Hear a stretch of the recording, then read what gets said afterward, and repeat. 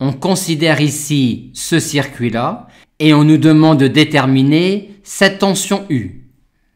On a ici deux résistances en parallèle et on peut utiliser la résistance équivalente vu que ce point-là du reste du circuit sera raccordé à la borne orange de la résistance équivalente et que ce point-là du reste du circuit sera raccordé à la borne jaune de la résistance équivalente et que la tension U sera alors la tension entre ces deux points qui existeront toujours dans le nouveau circuit. Et ce point-là du reste du circuit sera également raccordé à la borne orange de la résistance équivalente. Résistance équivalente qui vaudra 6/5 de R. On a donc le schéma suivant avec ici la résistance équivalente et ces deux points-là du reste du circuit qui sont raccordés à la borne orange de la résistance équivalente.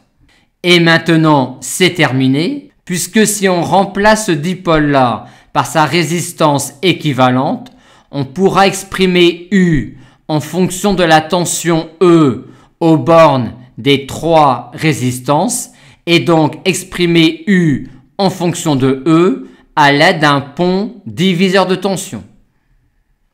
On considère maintenant ce circuit-là et on nous demande de déterminer cette tension U-là.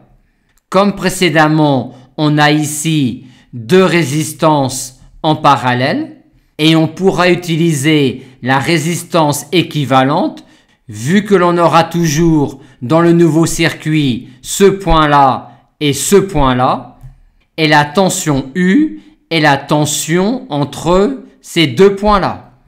Et ce point-là sera raccordé à la borne jaune de la résistance équivalente et ce point-là sera raccordé à la borne orange de la résistance équivalente. Résistance équivalente qui vaudra R sur 2.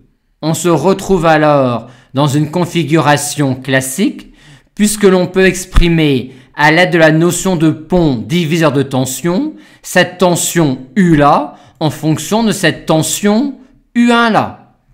Tension U1 qui est aussi cette tension là. On peut remplacer cette association en série de deux résistances par une résistance unique.